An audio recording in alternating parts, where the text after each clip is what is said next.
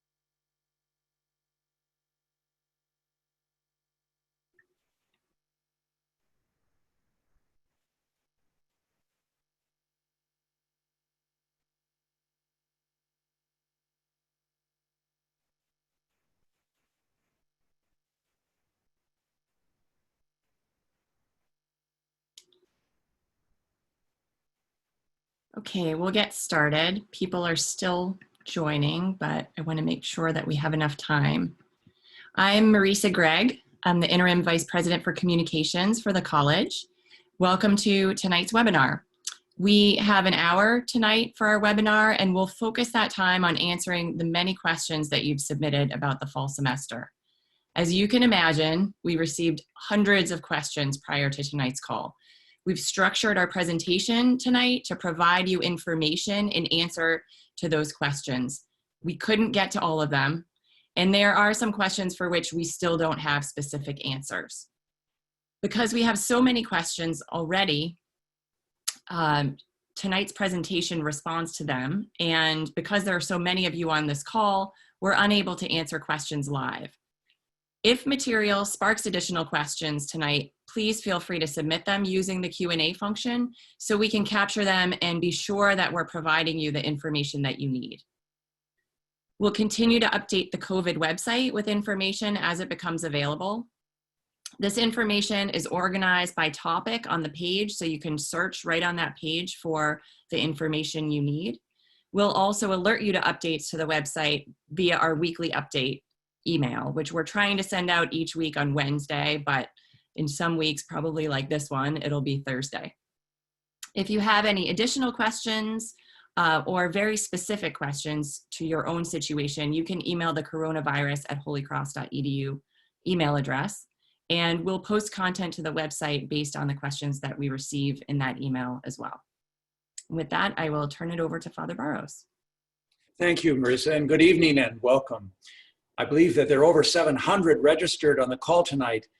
And in light of the various documents that you have received in the past few days and decisions which have been made lately, I know that you have numerous questions. But first of all, thank you for your patience as we work through the complexities of delivering a flexible academic program, a robust and engaging student experience, and the ability to live and learn on campus in a way which prioritizes both the health and safety of our students and of our whole community. With the new resurgence and volatility of the pandemic across our country, we're confronting the limits of what is possible when so much is uncertain. But we're moving forward, addressing the great tension between what we want and hope for and what is possible and realistic given our goals. Now, as we began to prepare for the fall semester, we considered 3 different scenarios or plans. A semester that was fully online, a semester that brought back a cohort of the student body and offered a hybrid of online and in-person classes, and a semester that offered everyone who wanted to come back to campus the opportunity to do so and to study here using various modalities. We listened to our students and families who strongly indicated their desire that we open for everyone in the fall, and that's what we're trying to do. But to achieve that end, and at the same time protect the health and safety of our students and faculty and staff, is a very complicated operation. As the global character of this pandemic has touched almost every corner of our world, we are all learning as we go. And as science and data keeps changing, our plans have to adapt regularly and sometimes swiftly, as we did last March. We now see states and athletic leagues and businesses making changes in various directions as this pandemic spreads. Now, it is hard for all of us to live with so much continuing uncertainty, and I and my colleagues know that this is a stressful and frustrating time for you. We all long for our old way of living, and we all need to acknowledge that it isn't possible now. This is a great loss and so very frustrating. And in the middle of all this sadness and uncertainty, students and families have big decisions to make in the face of these constantly changing realities. Here at the college, we have innumerable details to finalize as we seek to change almost every aspect of academic and student life so that we can maximize our health and minimize the consequences for our students, faculty, and staff of the pandemic, and have a chance at having an on-campus fall experience that we're working so hard to create for you. And I assure you, we are laboring day and night to finalize the details of our plans and to get you as much information as we have as quickly and efficiently as possible.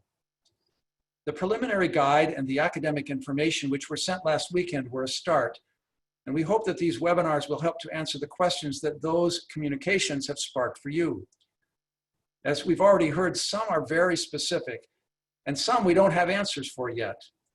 But we're going to tonight assume that you've read all the materials we've sent already, and we're going to move on from there. As is abundantly clear, this semester is going to be different from any that we've ever experienced at Holy Cross. Many of our classes will be online or in hybrid formats. Housing and dining are going to be managed very differently, and many of our time-honored traditions and experiences will have to be postponed or modified. Our student athletes learned on Monday that their fall competitive season in the Patriot League has been canceled. And students planning to study abroad recently learned that their programs abroad have been canceled as well. There are going to be other disappointments, certainly, as we deal with this pandemic. What all this comes down to is that we're in a massive experiment with constantly changing variables. If you're up to the challenges of what is for now our new normal, then come and join us on campus and live into the limitations and the possibilities with us. We will be learning from each other as we go forward, and we're going to need everyone's creativity and cooperation and a deep commitment to the common good and not just to our own personal good in order to be successful. And if this mode of living and learning doesn't fit your needs at this time, then there are other options to choose, from online learning at home to commuting to taking a semester off. Whatever decision you make, remember that you made the decision to come to Holy Cross and you joined a community that is like none other. And I don't say that lightly. Whether you engage with this community in person on campus, online from your apartment in Worcester, or remotely from your home in Seattle, you will receive the highest quality courses developed by a world-class faculty. You will receive opportunities for co-curricular engagement and spiritual growth, mentorship and advising, and community building. You know, this spring I was amazed as I watched our students engage with each other and the faculty and staff in new ways.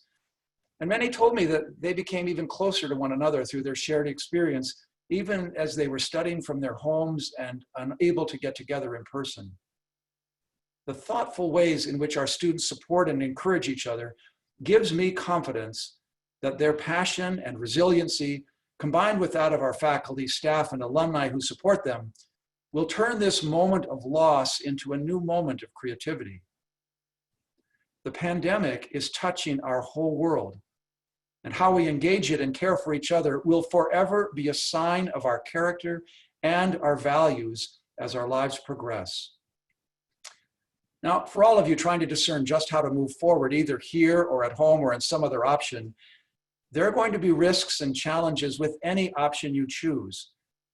And it is a lot to consider in what feels like a very short period of time. We have tried to get you as much information as we can to help you determine the path that works best for you. And we, as you heard, are updating our website daily with new information and answers to questions being raised. But even with many answers to your questions, there's always going to be more questions and ongoing uncertainty. Just know that whatever option you choose, we will get through this together.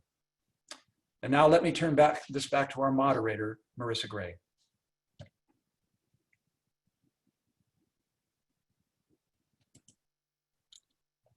Thank you, Father Burrows. We're going to start with some questions that came in about the academic program. So Provost Frigie, I'll start with you. We have a number of questions about classes and the academic program. Could you start by talking about how the format for classes was determined? And can you also describe what a hybrid course is? Sure, happy to do it. If you've reviewed your schedule online, or if you've looked at the schedule of classes at the registrar's website, you can see that classes are in 3 formats: online, hybrid, and in person. The choice of format was made by the individual faculty member teaching the course based on their pedagogical goals for the course. So for example, if a faculty member was teaching a course that's highly discussion-based, they may have decided that it was better to try to conduct those discussions using Zoom, where you could use breakout rooms to put students into small groups for conversation, as opposed to having it in person, where they would be required to maintain 6 feet of physical distance and be masked at all times. Other faculty members chose to use a hybrid model, and a hybrid model will have a mix of in-person and online experiences. So for example, a faculty member might create some videos highlighting particular concepts or ideas that they would offer to you online, and then they would bring students together in small groups to discuss the ideas or have a problem session. You can enroll in a hybrid course whether you choose to be on campus or remote, so those courses are available to everybody. The same is true for lab courses. Some of them will be in person and others will be hybrid or online. And it depends a bit on the size of the lab, whether it's feasible for us to spread people out in the lab, and whether it's feasible to do experiments without having a lab partner nearby. The other courses that we're still trying to work with are performance-based courses, such as those in theater, music, and dance. And we're in the process right now of developing the health and safety protocols for those courses as well. Thank you. We received a number of questions from first-year students about Montserrat. Can you talk about what Montserrat will look like in the fall? Sure. So last Saturday, some of you probably participated in the webinar that the director of Montserrat, Allison Ludden, ran as part of the Gateways program. If you were not able to participate in that webinar, I urge you to go to the Gateways site and look at that, the recording of that webinar. In general, Montserrat seminars are going to be offered in different formats as well. So some of them will be in person, some of them will be hybrid, and many will be online. The faculty in each cluster have been working together since last spring to plan for the program, and they have a number of ideas about how to help first-year students make the transition to college, and also how to create spaces, online spaces or in-person spaces, to engage first-year students in conversations with one another.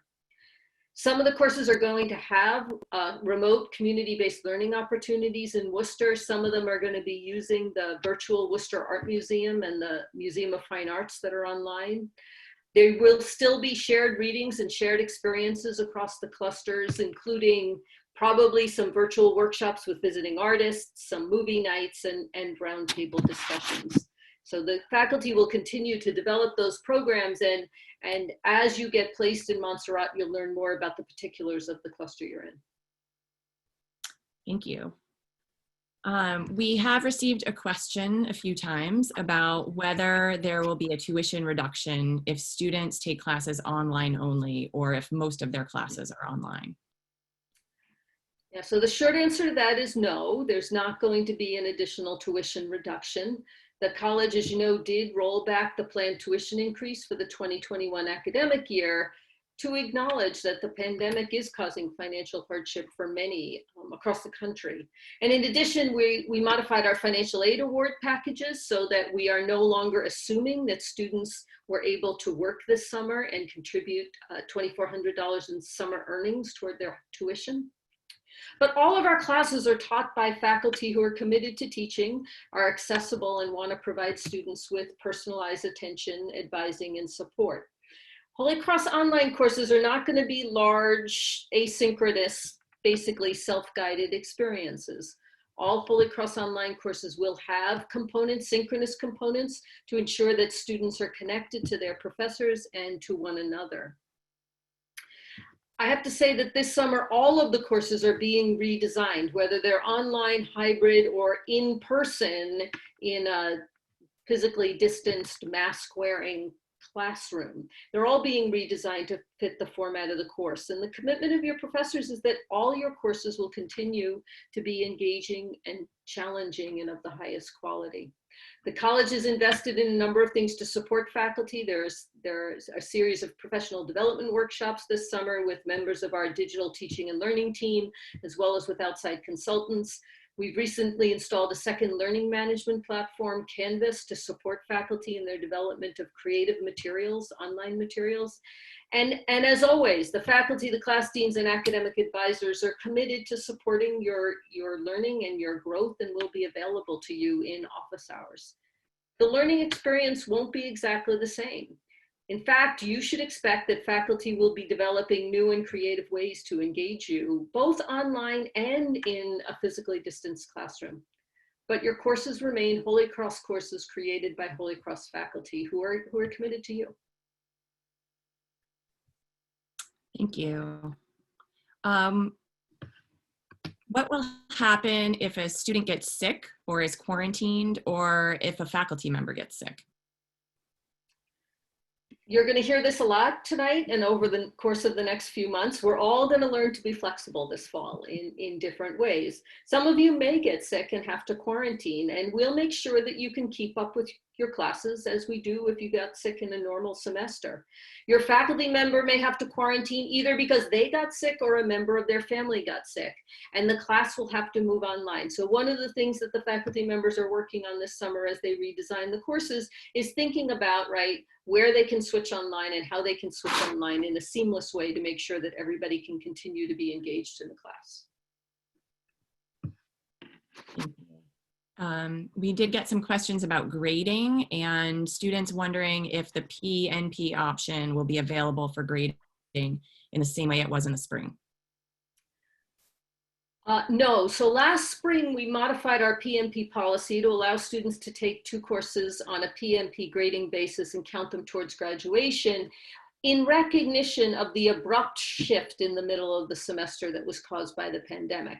We started out creating all of our courses to be in person and in a classroom the way we imagined it should always be. And then we had to flip online. And so we made that modification last semester. This semester, you're going to be signing up for classes. You'll know what the format will be. And so we're going to be returning to our usual grading policies for this year. Thank you. Can you talk, Dean Friege, about what spaces and other resources will be available on campus for students to use for studying or for participating in their classes that are online? Yes, we've been doing a lot of analysis of space on campus, trying to figure out which spaces we can use for what purposes. So the libraries will be open to students to use, but again, we're going to have to set some rules about physical distancing in the library spaces as well. And so there'll be a smaller capacity in the libraries. The librarians will be available to you both online and in person, and similarly academic services, the writers workshop, tutoring programs, all those services will be available to you both online and in person. We're assigning in-person classes into rooms large enough to accommodate the required physical distancing, which means that we're going to be repurposing some of the spaces on campus, including spaces like Brooks Concert Hall and some spaces in Hogan for classroom spaces. But there are a number of classrooms that are too small for classes given the physical distancing requirement. And these spaces we're planning to set up as spaces for students to use for studying or participating in online classes. There'll also be some study spaces set up in the residence halls for you to use. There's no doubt that students are going to have to use their residence rooms to do some of their studying, but we're working to repurpose as many spaces as possible so students will have different opportunities and different places to study. Thank you. Do you have any more information about the January term? Yeah, the January term will have a limited number of classes available. What we're thinking about is allowing faculty to create different and new immersive courses in that 3-week January term. Some of them will be in-person classes that give us another opportunity to use some of the specialized spaces on campus, studio spaces and lab spaces, and others will be online or hybrid courses. I will say that students who do not enroll in classes in the fall, if you don't enroll in classes in the fall, you will not be eligible for January term courses. So those will only be open to students who enroll in classes in the fall. And we'll get a schedule out of those classes probably in a month or so. Thank you. And one more question. Do you have any more information about the spring semester? We've not yet set the full calendar for the spring semester. It's certainly going to depend on the course of the virus over the next couple of months. It will be set in early September. I will say that given that we're trying to put a January term in place, the spring semester will not start till the end of January or early February. Okay, thank you. Moving on to some questions about student life. Dean Murray, we have many questions about what student life will look like this fall. Can you first give us an overall idea of what living and learning will be like for our students? Sure, I'm happy to do that. Before I get into that, I just want to underscore for folks that our goal, our number one goal really, aside from the health and safety, is that we get to the November 20th date without having to send everybody home. So we are going to have to work together to do that. And health experts have consistently agreed that personal responsibility is critical to limiting the spread of the virus. And so any hope we have of reaching our goal of November 20th hinges on all of our members of the college community embracing their individual responsibility to keep themselves and other members of our community safe and healthy. And I know that there are some things that I'm going to say that you will not like hearing, and believe me, I don't like saying it, and I don't like it either. We all wish that this was different, but this is the deal. It's us against this virus, and we need to put in place some restrictions that will give us the best chance of getting through the semester on campus and keeping our community healthy. Please know that all of us are very aware that you face the decision about returning to campus amidst a truly taxing and tumultuous season that is full of uncertainties. And I will do my best to answer the questions that you've sent in, so that can help you make your decision. First, starting with student life, we certainly recognize that the out-of-classroom experience is as important a part of this experience. It is our goal to ensure these valuable activities are able to continue as much as possible in a manner that promotes community while maintaining our commitment to health and safety. So a few things. While we need to adhere to health and safety guidelines and state guidelines for gathering sizes, we are focused on ways for creating, for students to create opportunities and to enjoy an active student life experience. So you should know that we have established a task force of people from all over campus who are dedicated to student engagement, and they are capturing opportunities for students regardless of where they are, either on campus or studying from home. And you should receive a postcard in the mail this week detailing opportunities to join one of several options for small groups that are forming this summer to help students build and maintain community during this physically distanced period of time. And there are some opportunities that are specifically designed for first-year students because we know that this transition is the most different probably for you. So a few specific opportunities that I want to mention. We will have, all of these are small groups. So Christian Life Communities, which is something that we've had at Holy Cross before, and we are reinstituting them. And that's an opportunity to identify with a small community and have deep relationships with your peers. In fact, all of these opportunities that I'm going to share with you follow that same model. Students from the class of 2024 will be invited to participate in the Horizons Retreat, which is new this year, and you will have the opportunity to be again in small groups and have the very important opportunity of having 2 returning students as mentors who will stay with the group throughout the fall semester. And that Horizons Retreat will meet weekly over the month of August. Similarly, another retreat is Civitas, and that is focused on civic engagement, and that's for any student, and that will cover different aspects of civic engagement. And that too will be ongoing over the month of August.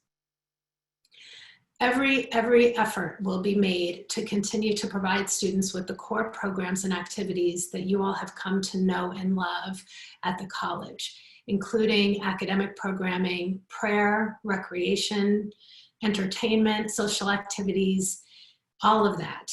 And though these will look and feel very different than they have in the past, we will have them. Virtual engagement will also continue to be offered because we want students who are going to be remote to be able to feel as connected to the college as anybody who is living on campus. And we will release a calendar of virtual fall events so all of our students can plan no matter where they intend to live. Certainly, all in-person engagement will be in smaller groups and likely outside, and these certainly would be subject to social distancing and gathering limits and the health and safety guidelines put out by the state. And this means that we will most likely need to postpone some of our larger traditions like homecoming, family weekend, and senior ball. And I know some of you students have asked specifically about those events, so I wanted to give you that information. Students living on campus will be encouraged to get outside as much as possible, both on your own and through programs and activities that we will sponsor. And current programming and space will be adjusted to encourage spending time outdoors. At this time, right, similarly, intramural and club sports have been postponed, and you've read about that in the guide. COVID restrictions did cause a delay in the construction of our new fitness center. However, there will be opportunities for exercise, mostly outdoor activities, some organized and some individual challenges. In addition, of course, the tennis courts will be available, and we are looking into how we might make the pool and the ice rink available as well.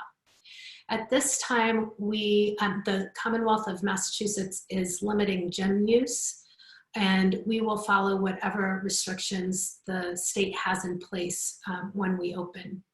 And we're still working on what these restrictions mean for our facilities and our programming, but our goal is to have lots of opportunities for students to stay physically fit, particularly because we recognize how essential physical activity is for good emotional and mental health. And so we want you to be healthy in all ways. All students, including those living off campus, will have opportunities to engage virtually as we expect to continue and expand the virtual programming throughout the fall semester. And that would include most student clubs and organizations.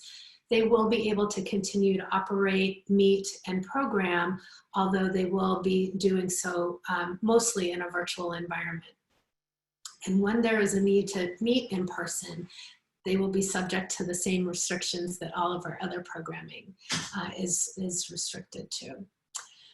All of these opportunities will help students adjust to our new reality and to socialize safely. I imagine these programs and opportunities are particularly important, like I said, for first-year students who will also be acclimating to campus, and we do have your needs in mind. I want to stress that we know that this is a concern for students, and we will work with you to figure out the ways for you to gather and socialize safely. We are certainly open to your ideas and creativity. And I know many of you have questions about visiting friends in other residence halls, and I just want to remind you that we really are trying to limit opportunities for COVID-19 to catch hold on our campus and spread. And so to that end, we need students to be smart about socializing with masks and physically distant. Yeah. Thank you, Dean Murray. Many students are concerned about whether they're allowed to leave campus. Can you talk about whether students who live on campus can or should leave? Yes, I've gotten a lot of these questions in my email, so I know that people have these questions. Listen, folks, the best way to keep our own community as well as the Worcester community safe and healthy is to minimize possible exposure. It's really as simple as that. Every trip off campus to a store or restaurant or any place else increases risk. So we are asking students to think very carefully about whether a trip off campus is necessary. We recognize that students do have real needs to go off campus. Some of you have jobs and you depend on those jobs to allow you to be at Holy Cross. And others of you have needs to visit local pharmacies or pursue other kind of medical treatments. And while we're not going to tell you that you are restricted from leaving campus, we also want you to consider whether a trip really is necessary before you take it. Thank you. Can you talk on the health and safety front about plans for testing students? Sure, there's a lot to say here, so bear with me. We are working with infectious disease doctors, an epidemiologist, and local Worcester public health agencies, as well as the state public health agency and our state's college and university consortium group. We are also talking with peers in higher education in Massachusetts, also in the Patriot League, and also in our Jesuit network. We are following all of the information that's being released from federal and global agencies and organizations, and we are also watching the virus transmission rates in Massachusetts as well as across the country. And what we know is that the information is changing constantly, so best practices are changing constantly. And we will need to be ready to change course at any time, depending on a huge set of variables related to the virus itself and how things play out at Holy Cross this fall. That said, we are finalizing our plans for monitoring and testing quarantine and isolation and contact tracing. And we do have some answers, and there are some things that we still do need to finalize. But here's what I can tell you at this time. So specifically with regard to testing, the Broad Institute in Cambridge has established a testing program for colleges and universities across the state, and we will be participating in that. The Broad will provide us with tests, and they have guaranteed us a 24 to 36 hour turnaround for results. We are exploring complementing this, this program with quicker and unfortunately more expensive testing when we have someone who is symptomatic and needs to be tested immediately and have a quicker turnaround for results. We are working with, like I said, 2 infectious disease doctors from UMass, and one of whom is an epidemiologist as well. And we have an infectious disease doctor who's a trustee of the college, and she's chief of infectious disease at Tufts Medical. And they are providing us lots of really good guidance. And in addition, the Commonwealth of Massachusetts has a higher ed COVID testing committee, which came out with some testing guidelines for students on college and university campuses. We have decided to take the most conservative testing advice for our surveillance testing. And as such, we plan to test students every 3 to 7 days with a goal of testing all students twice a week. We will also offer this frequency of testing to faculty and staff who are at the highest risk of exposure by virtue of their role on campus. And for faculty and staff who have more limited interactions on campus, we will offer weekly testing for them. People have asked about the specific test that we are using, so let me talk a little bit about that. The test we are using at this time through the Broad will be the PCR nasal swab test. And this is the simpler nasal swab, not the one that goes all the way up to the upper nasal passages. Right now we have the tests. The test will be administered to students, well, self-administered by students and observed by someone who is watching them do that. And it is possible that approval for self-administration of the test without an observer present, it is possible that we will receive approval for that, and we will consider whether that is a viable approach for our campus population if and when that approval comes. Right now, we will have the observed test. Some people have asked why we are not testing prior to arrival. And while we are still finalizing our testing protocol, it is very clear that even if we did require pre-testing, we would still have to test students upon arrival anyway. And the reason for this is that a test that a student takes 72 hours, say, prior to coming to campus, that will not obviate the need for a test upon arrival because a lot can happen in 72 hours. And we are also working out the testing process and what this will look like for students. So we will be cycling students through testing process with a certain number of students being tested each day. And we are working through the logistics of where we will do this, whether in a centralized location or in some way, perhaps connected to the residence halls. And finally, on this subject, we will be asking students to monitor their symptoms every morning with the use of a college approved app, and this is one that we're working with from the Broad. And anyone who has symptoms will be called in for a test, as will anyone who reports symptoms consistent with COVID by calling health services. Thank you. What will happen if a student does test positive? Sure. In the event that a student tests positive, there are a couple things that will happen.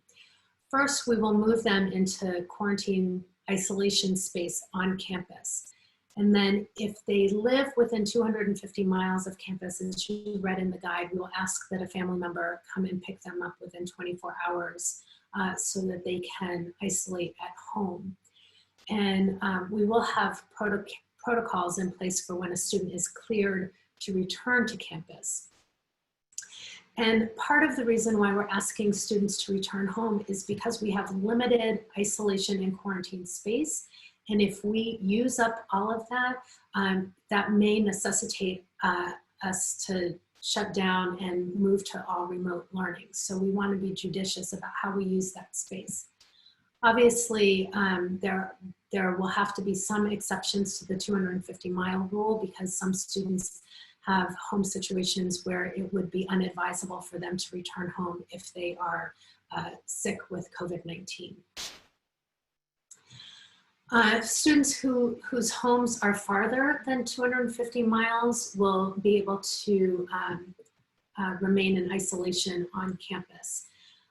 For any student in isolation or quarantine on campus, we will provide all of their meals and we will deliver their meals to their room as well as whatever supplies they might need, and we will be monitoring their health as well.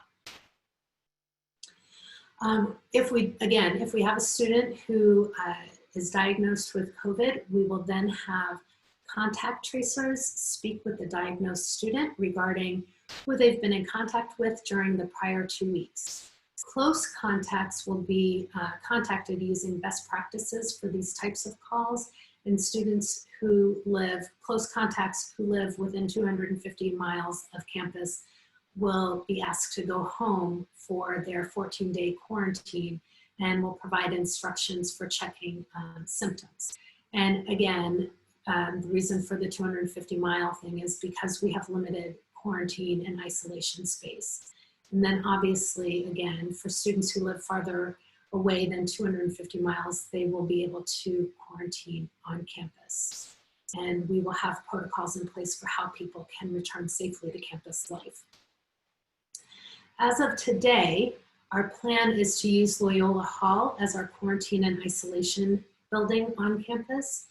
There are just more than 300 beds in Loyola, and about half of them have private bath, which is necessary for quarantine.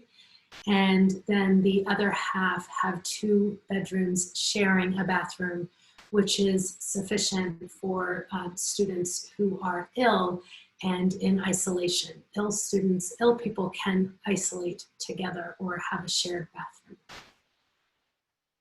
We will be asking off-campus students to return home if they live within 250 miles, or to isolate in their off-campus home if they can. And obviously their roommates would likely be considered close contacts, and so we would ask them to quarantine either at home or in the apartment. And we would need people to follow those instructions so that they minimize the risk of exposing anybody else.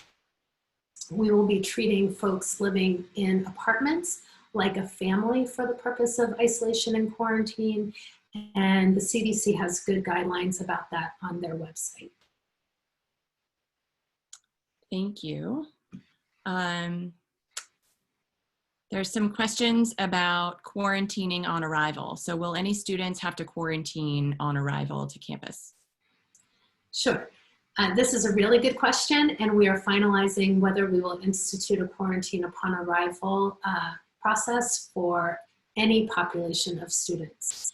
We are working with our medical consultants, and also we are waiting to hear whether the Commonwealth of Massachusetts will be issuing guidance on this question specifically for colleges and universities before we finalize our protocols on this.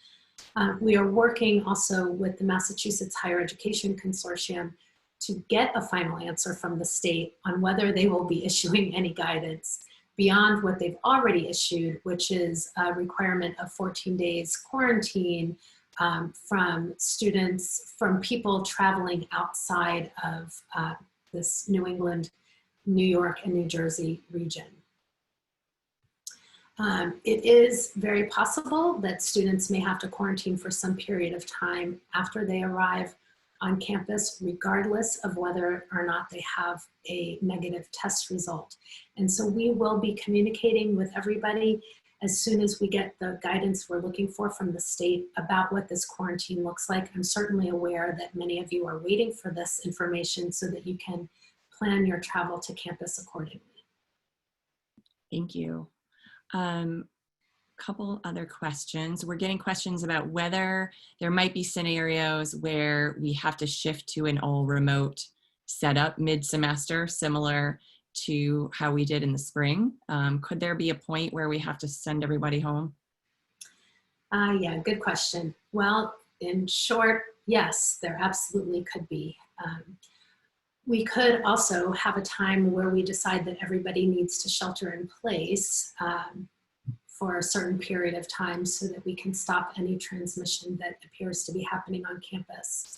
And this is why we will be testing pretty robustly so that we can figure out what those trends are. As we have said many times before, and you will likely hear from us many times again, until there is a vaccine, we are all going to have to be very, very flexible. Like I said, we have a finite number of quarantine and isolation beds, and we will be monitoring our student, faculty, and staff populations very closely. We will also be monitoring the virus transmission in Worcester and around the country, and we will be monitoring for the flu and any other viruses that may impact our community or may look like COVID. We will be in close contact with our local hospitals and public health agencies. And we will also continue to work with our medical consultants on an ongoing basis throughout the remainder of summer and fall so that we are making any kind of decision about switching modes for the semester with a lot of information and with the best guidance possible. If I may, this is a really good place to underscore the need for cooperation and commitment to all of our health and safety protocols. Again, if we have any chance of avoiding a mid-semester switch to remote learning, it will certainly depend on all of us to follow the guidelines about masking, physical distancing, gatherings, testings, and contact tracing. And all of these guidelines are in the Holy Cross Community Commitment that was published in the preliminary guide to fall 2020. Thank you. We do have some optimists in our community, and we've gotten some questions on the other side. Are we open to lifting some of the restrictions if conditions improve? I love the optimists. That's great. And the answer there is absolutely yes. So again, we're going to monitor all of these conditions, and we will be very happy to loosen some of these restrictions if state and public health guidelines allow us to do so. Thank you. We also have some questions about students who have already had COVID before the fall starts. Will they be part of the testing and contact tracing protocols? Yeah, sure. Excuse me. We will work with our consulting doctors on how to treat students who have already been exposed to COVID with respect to testing. The latest health information we have, however, is that while we may consider folks who have already had COVID recovered for some weeks after they've been cleared and no longer sick, we will probably need to resume testing at some point because there just is no clear indication yet that having had the disease once grants someone long-term immunity. Thank you. Let's switch gears. As you can imagine, we've received a lot of questions about housing. Dean Murray, could you talk about the housing process, please? Yeah, I've certainly received a lot of questions related to housing selection and how students will know about our potential college lease options off campus. And I know, folks, that the timing of all of this seems really strange and you want to know what all of your options are before you make a decision. But really, our commitment is to house as many students on campus as possible. And so we will only lease off-campus properties if we have more students who want to reside on campus than we can house. So we actually need to know what you plan to do first before we can know if we need to lease off-campus housing. This is in the guide, but again, it bears repeating because I keep getting questions about this, that we will house no more than 2 people per room. And so For the residence halls on Easy Street, that means 2 roommates per room, and in suites and apartments, that means 2 roommates per bedroom. So if it's a 2-bedroom apartment, it's 4 people in the apartment. And then the housing selection process, I've gotten questions about that as well. That will work much as it has in the past, particularly for returning students who will be able to prioritize spaces. Seniors will go first, juniors, sophomores. And then assignments for first-year students will likely be based primarily on your preferences questionnaire. So folks, that's the questionnaire that asks how early or late do you go to bed and how messy or neat you are. So that's how that will happen. Thank you. Can you talk about what will happen in the spring? So will students who choose to study remotely in the fall be eligible for campus housing in the spring? Thank you. I certainly do appreciate all of these questions about spring housing, and I very much understand how that factors into students' decision-making processes. Our goal is to provide housing for all those who need it in spring semester, but quite frankly, we just don't know what will be available until later this fall. There are just too many unknown variables right now, including whether and how many students will be able to study abroad. And we need to know some of those things before we're able to predict what spring will look like with regard to housing. Generally speaking though, students who live on campus on or during fall semester, as you know, they will be required to fully vacate their rooms when they leave at the end of fall semester in order that we may clean the halls thoroughly. So there will be an opportunity to reassign student rooms, make new roommate groups, and create available spaces for students who were not living on campus in the fall. Our expectation is to reopen the housing selection process for all students, including those studying remotely in the fall, so that everyone can participate in the process for spring semester. This is possible and even likely, very likely, but again, the unknown variables make it really impossible for me to guarantee that at this time. We anticipate sending more information about spring housing selection to all students, including those of you who may be studying remotely this fall, toward the end of October.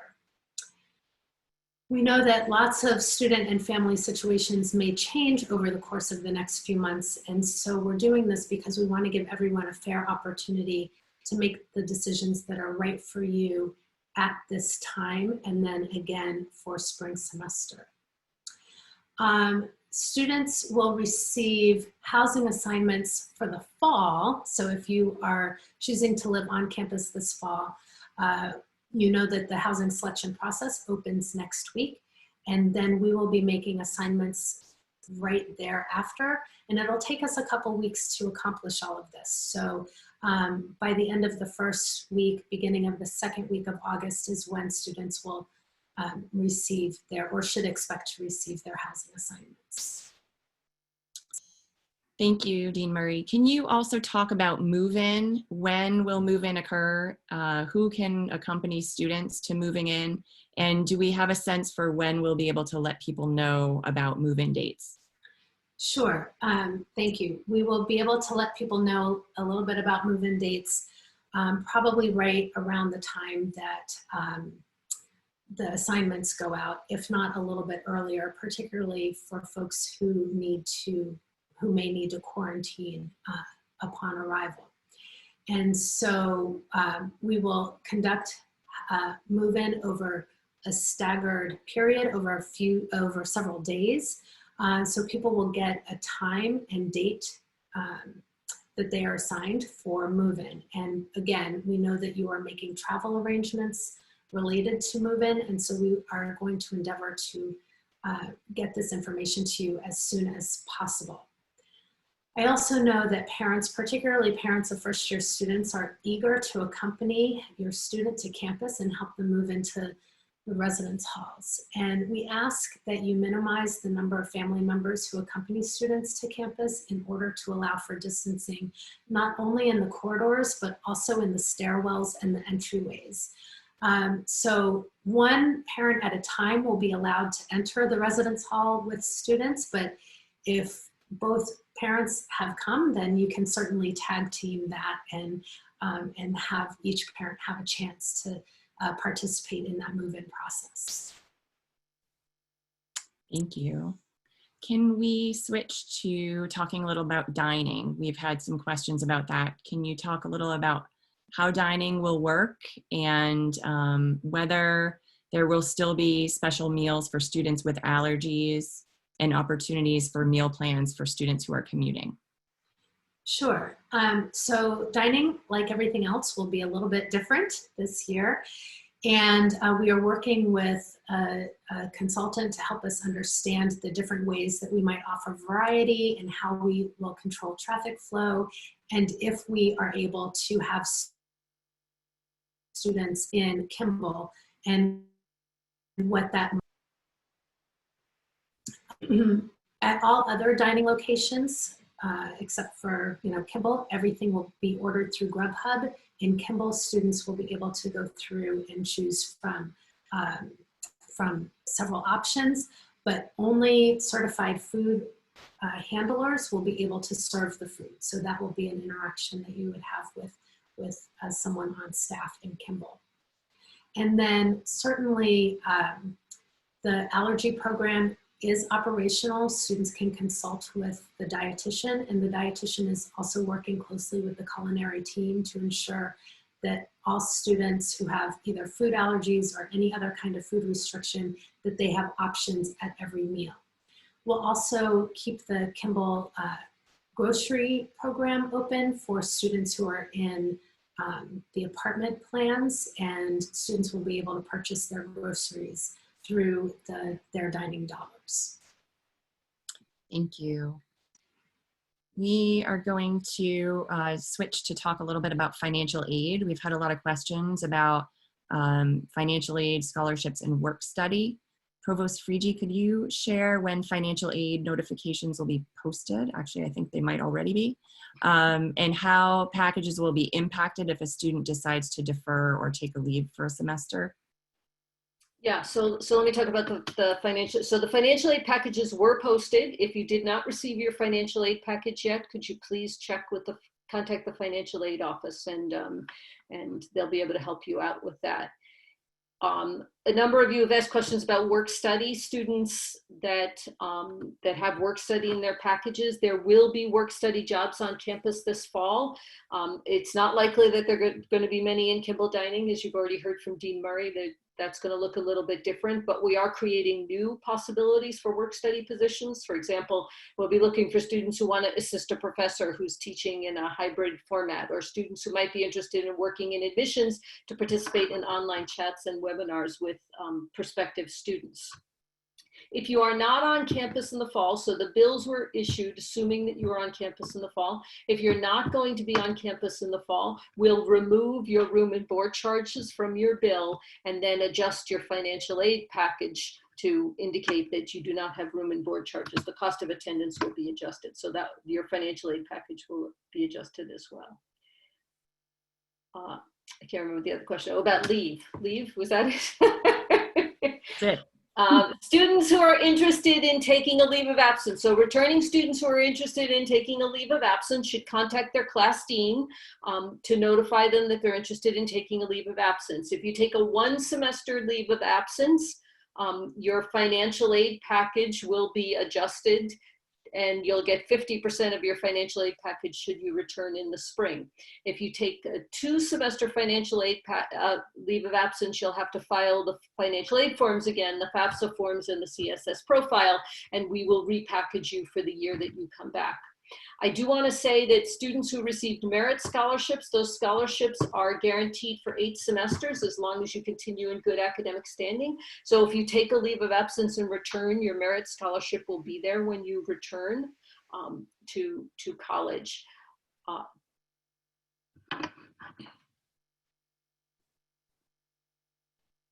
Great, thank you.